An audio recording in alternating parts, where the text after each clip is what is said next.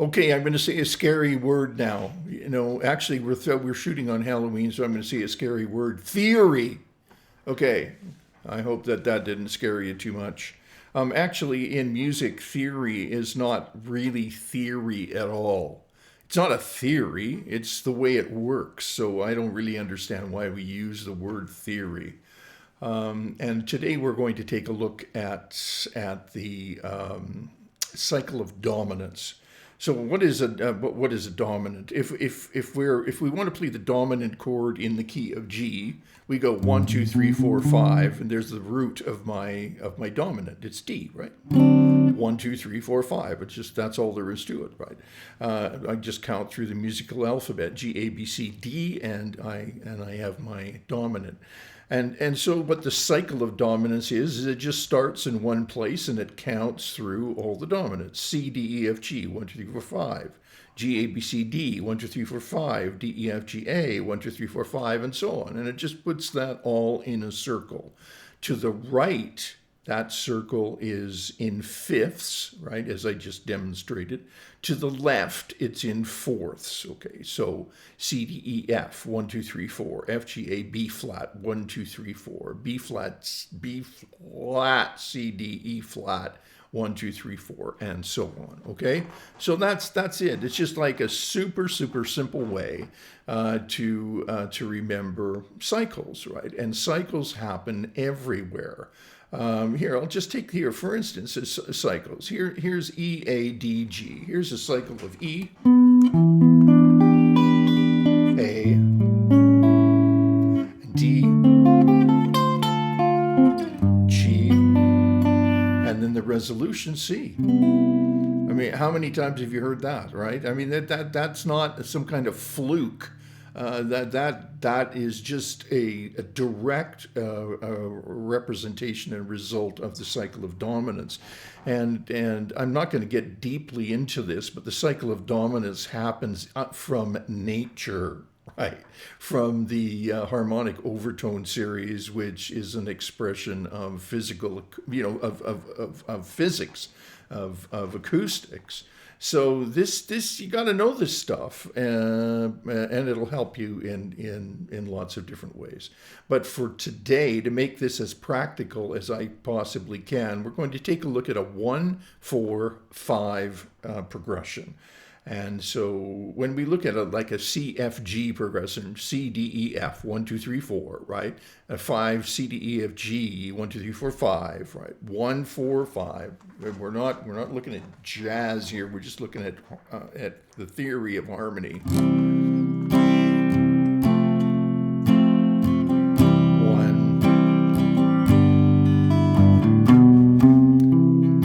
1 4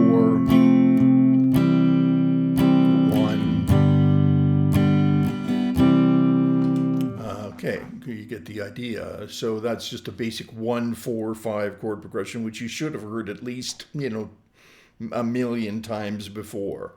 Okay, and as you can see, the way that is reflected here in the cycle of dominance is the C goes back to the 4 chord. In other words, the tonic goes back to the 4 chord, and the 5 chord goes up to the 5 chord. C, F, G.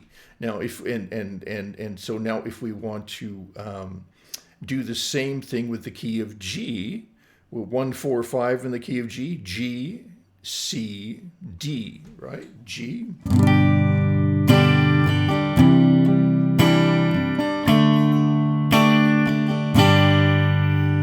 G, C, D, and G, right? So you've heard that one at least a million times as well. Now, if I want to move from the key of G to the key of D, I do the same thing. D, G, A, D, 1, so all of these common 1 4 5 chord progressions happen directly out of the cycle of fifths. So we have, I think we've done C, we've done G, we've done E, D, and now we're going to do A, right? A, back to the D, E,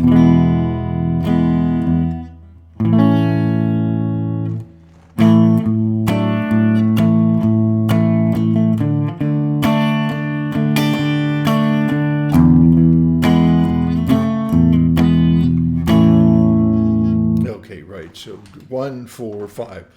I can go around the entire cycle and give and we could play 1, 4, 5s and 12 keys, right?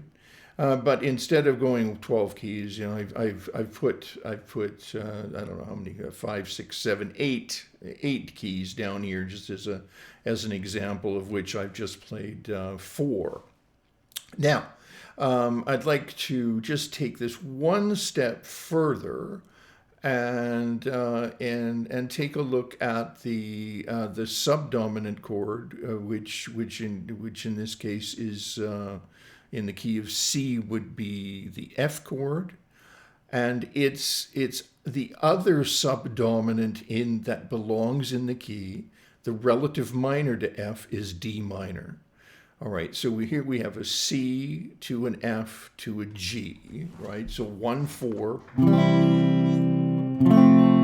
5, and then 1. But I'd like to just substitute the 4 chord with the 2 chord. Sorry.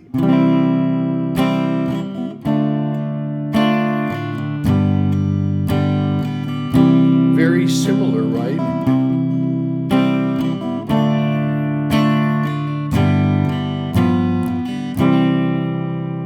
Right, so it's a like substitution. They sound very much the same. Let's do that with another key. So we're just taking the subdominant chord, in this case the 4 chord, and instead of playing the 4 chord, we're playing the 2 chord instead. So here we have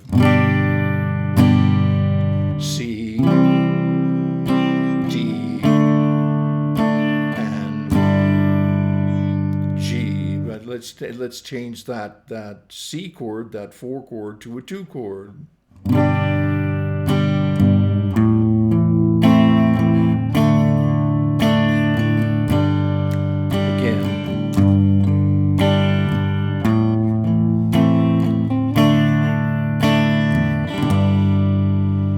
Okay, so it's just another possibility for a different movement in the bass, as well as a different color. It's a slightly darker color, and it's a little bit less obvious.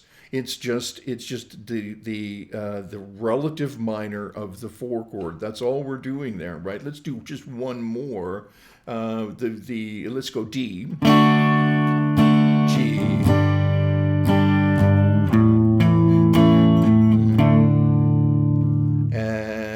Instead of using the 4 of G, we're now going to use the E minor.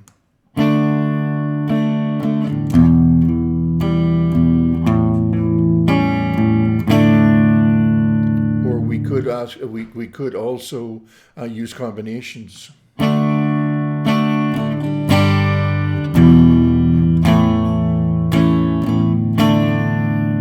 It just gives you lots of different new possibilities, right?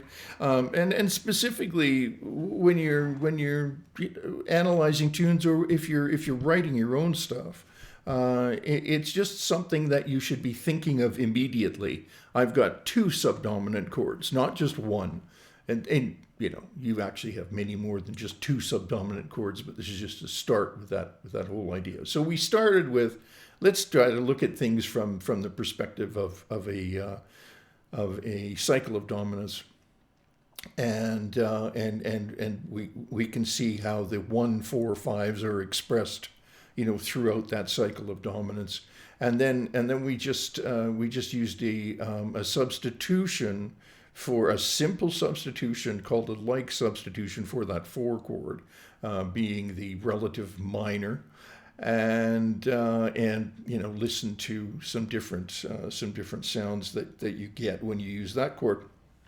And so and also I just want to mention now that the 1 chord is a tonic chord, the 4 chord is a subdominant chord, and the 5 chord is a dominant chord. And those are chord functions. And I'll, as we go through this journey, I'll be constantly referring to chord sounds as either tonic, subdominant, or dominant, as opposed to just using letter names. So in for instance, the key of C, we have a tonic, subdominant, and a dominant, C, F, and G, or G7. And now we can use the D minor instead of the F. We can use the 2 chord, which also functions as a subdominant chord. In a lot of pop music, I think I've wrote a little thing down here. One of the defining characteristics of jazz harmony is that it favors the use of the 2 chord as a subdominant instead of the 4. And this creates a different baseline movement. So, obviously, if you're in the key of C and you're going to F,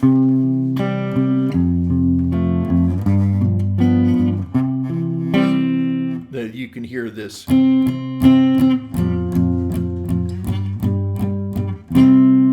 But when you in jazz, the 2-5-1 effectively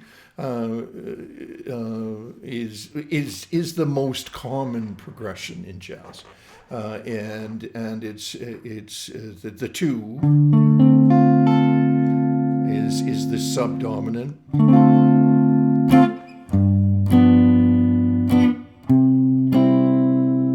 right, as opposed to 4.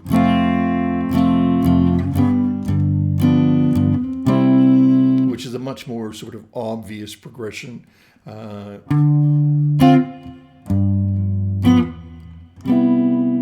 get that different bass movement. So the F and the D minor, in this case in the key of C, function as the same chord. They're both subdominant functions. 1, 4, 5 chord progressions the root of them is out of the cycle of dominance. And so I would just really strongly suggest to you that you use the cycle of dominance in your thinking, right? In your harmonic thinking.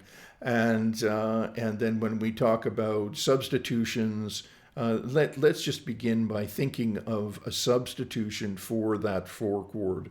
And these are substitutions that should come to you immediately, that there's no time difference you just know them all as a group. It becomes a part of your language, a part of your vocabulary. And you may have gone past this point so far, but as a teacher, I'm always extremely reluctant to just start leaping into like the netherworld of like complicated and complex substitutions, and with modes and altered scales and so on. When people very much, in my experience, and it's extensive with my students, and I've learned that there's a deficit in the understanding of the foundational aspects of the fundamentals, and it just makes me feel better to know that I'm giving you some fundamentals before moving on to stuff that is more harmonically complex. And the reason for that is that all of this is the most complex ideas, harmonic ideas, are built on the simplest the simplest foundations, right? The foundation has to be there, or else you're just in outer space, right? So this is foundational. It's important. It's important to understand and have a relationship with this kind of understanding. And of course, it expands. Okay. I think that's about it. Subscribe, like really helps. Comments are fabulous because, it lets me get an idea of where I'm going and what I'm doing, like in terms of teaching. I'm also in a space where I'm reiterating that what I do here is not entertain, but I teach, right? I teach. And if you're not you may be way beyond this right now, and that's fantastic. Good for you. Send me some stuff I should learn. But if you're not, that's maybe you'll learn something here, and that's why I'm here. I'm here to teach, and because I love what I do, and I still love playing after over 50 years. And I'd like to impart some of this stuff that I've learned from some great people. Okay, that's it. Thanks for dropping by. This is the first day we're shooting after a 4,500 kilometer move across the country. So I'm really happy to be at this point where, we're in a new studio, and behind me here is actually not just a curtain. Behind me here is a beautiful view of trees and stuff, but we have to get the lighting straight. So, we'll see me with trees in the back sometimes, and sometimes with a backdrop like we've got here in the earlier part of the day. So cool. I'm happy to have you back. Make sure to leave comments, as I said, and we'll see you real soon. And thanks.